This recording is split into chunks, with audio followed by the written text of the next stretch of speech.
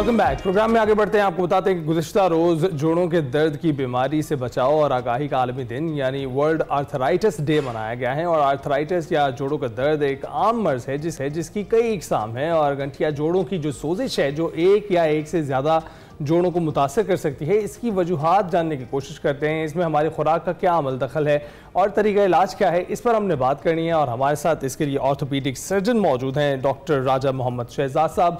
Doctor साहब हमें join करने के लिए कैसे हैं आप? जी बहुत शुक्रिया, थैंक यू सो मच। मैं ठीक हूँ, thank you so much for hosting me.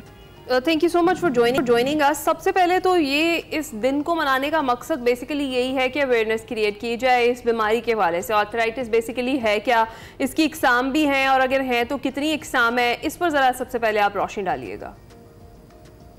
Ji arthritis basically जोड़ टीफ को कहते हैं, जिसमें जोड़ की सोजिश भी होती है, इन्फ्लेमेशन, और बाद में डीजनरेशन जिसका मतलब जोड़ के अंदर जो डैमेज होता है वो हो जाता है।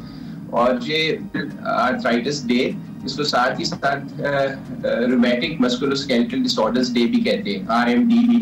तो जैसे आप कह रही थी, इसमें 200 से ज्यादा कंडीशंस हैं जो रिलेटेड हैं मुख्तलिफ तरह के आर्थराइटिस, मसल्स, और फिर इसके साथ जो सॉफ्ट टिश्यूज वाले प्रॉब्लम है जो इसी आर्थराइटिस के एम्बिट में आते हैं। और इनकी जैसे आपने कहा कि आगाही के लिए ये दिन मनाया जाता है। और इस दफा जो एक और अच्छी जो है बात वो ये है कि जो इसका थीम है वो पावर ऑफ ड्रीम्स है। तो वो जो पावर ऑफ ड्रीम है वो पेशेंट की है कि उसको इलाज से क्या तवक्कुआत हैं, वो क्या समझता है कि कैसे उसका पेन ठीक होगा, कैसे उसकी रिकवरी होगी, कौन से नए नए तरीके दरियाफ्त होंगे जिससे उसकी तकलीफ खत्म हो जाए। और ऐसे ही रिसर्चर्स और डॉक्टर्स के लिए भी है कि वो भी यही चाहते हैं कि ट्रीटमेंट में इनोवेशन आए और ज़्यादा इफेक्टिव हो जाए। राइट। डॉक्टर साहब ये भी बताइएगा कि अमूमन जब आप अब लेटर ईयर्स में जाते हैं तब आपको ये आर्थराइटिस की प्रॉब्लम होती है और लोग बड़ा कैजुअली उसको लेते हैं, उसको उम्र से एसोसिएट करते हैं।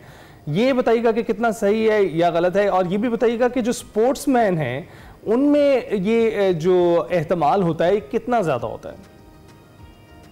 जी ये जो आप बात कर रहे हैं ऑस्टियोआर्थराइटिस की है, जो वक्त के साथ, उम्र के साथ हो जाता है, एज के साथ इसका इंसिडेंस बढ़ता है। लेकिन ये सिंपली एजिंग की वजह से नहीं है, मल्टीफैक्टोरियल है, इसमें बहुत सारे फैक्टर्स हैं, जिसमें जेनेटिक प्रीडिस्पोजिशन भी है, रेस भी है, सेक्स भी है। फीमेल्स में यूजुअली जरा ज्यादा जल्दी हो जाता है। और एनवायरमेंटल फैक्टर्स हैं, एक्सरसाइज भी है। जैसे आप कह रहे थे स्पोर्ट्समैन का, तो हाई इम्पैक्ट एक्सरसाइज करने वाले लोगों में आर्थराइटिस जल्दी हो सकता है। तो स्पोर्ट्समैन जो, लेकिन दूसरी तरफ एक्सरसाइज करने से जोड़ बेहतर भी होते हैं। यूजुअली वो एक्सरसाइज लो इम्पैक्ट एक्सरसाइज जैसे स्विमिंग, वॉकिंग और साइकिलिंग, योगा, इस तरह की एक्सरसाइजेस जोड़ों के लिए ज्यादा बेहतर है। और रनिंग जैसी हैं ये ज्यादा इम्पैक्टफुल हैं? जी रनिंग ठीक है, जब लोग जवान होते हैं और तब तक के लिए तो रनिंग अच्छी एक्सरसाइज है, रनिंग करनी चाहिए। लेकिन फिर वक्त के साथ साथ उसको मॉडिफाई कर देना चाहिए, लो इम्पैक्ट एक्सरसाइजेस पर आ जाना। ठीक है। अच्छा डॉक्टर साहब, आप क्या बताएंगे कि रोज़मर्रा अपनी रूटीन में, अपनी लाइफ में हम ऐसी कौन कौन सी गलतियां कर रहे हैं, अपने लाइफस्टाइल में कुछ ऐसी चीज़ों को शामिल कर रहे हैं जिसकी वजह से ये ज़्यादा फैल रहा है, या फिर ऐसा कह सकते हैं कि इस दर्द का सबब बनती हैं वो चीज़ें?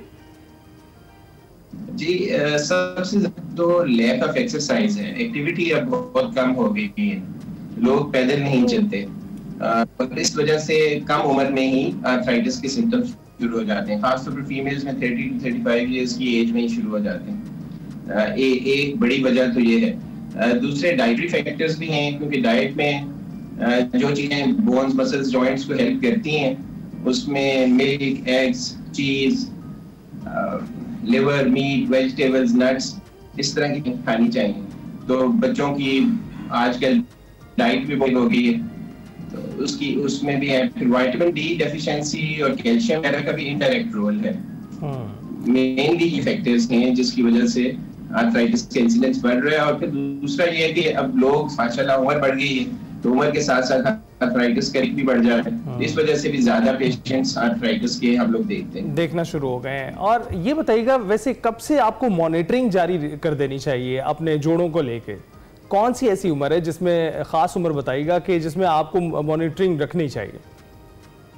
अब देखिए, क्योंकि कुछ इन्फ्लेमेटरी आर्थराइटिस होते हैं वो तो किसी भी उम्र में हो सकते हैं, और जैसे जो ऑटोइम्यून डिसऑर्डर्स हैं और वो तो बहुत छोटे बच्चों से हो सकते हैं, लेकिन हम लोग इस वक्त जो बात कर रहे हैं वो ज्यादा ऑस्टियोआर्थराइटिस की बात कर रहे हैं, जो एक तरह से समझा जाता है कि इसका एजिंग से ताल्लुक है, लेकिन बहुत सारे फैक्टर्स हैं। तो इसमें भी बहुत शुरू से आपको डाइट का ख्याल रखना चाहिए, यानी कि अपने एडोलेसेंस से या उसकी पहले, और एक्टिविटी लेवल्स आपके बहुत अच्छे होने चाहिए आपके बचपन में, स्कूल्स में, कॉलेजेस में, एक्सरसाइज वगैरह तब से शुरू कर देनी चाहिए। तो फिर आपके हेल्दी जॉइंट्स, हेल्दी मसल्स हैं, और फिर जब 35 इयर्स के बाद ऐसे डिक्लाइन थोड़ा सा शुरू होता है बोन मास में, तो अगर अच्छा आपने बिल्ड किया हुआ है तो फिर आर्थराइटिस का चांस कम होता है, और साथ ही साथ लेकिन एक्सरसाइज वगैरह करते रहना चाहिए। दुरुस्त। अच्छा डॉक्टर साहब, ये तो हो गया कि हमने इससे एहतियात कैसे करनी है, और एज लिमिट अब कोई नहीं रही, ये सब चीज़ें आपने बता दी।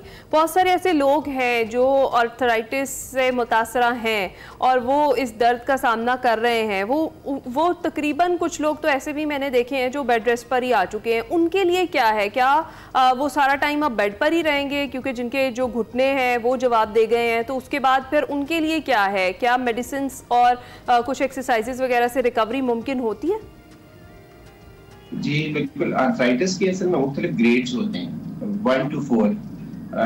1 जो है सबसे कम इन्वॉल्वमेंट जॉइंट की, और 4 में बहुत एडवांस्ड आर्थराइटिस होता है, और ऐसे ही साथ ही पेन, फंक्शनल लिमिटेशन वगैरह और डिसेबिलिटी होना शुरू हो जाती है।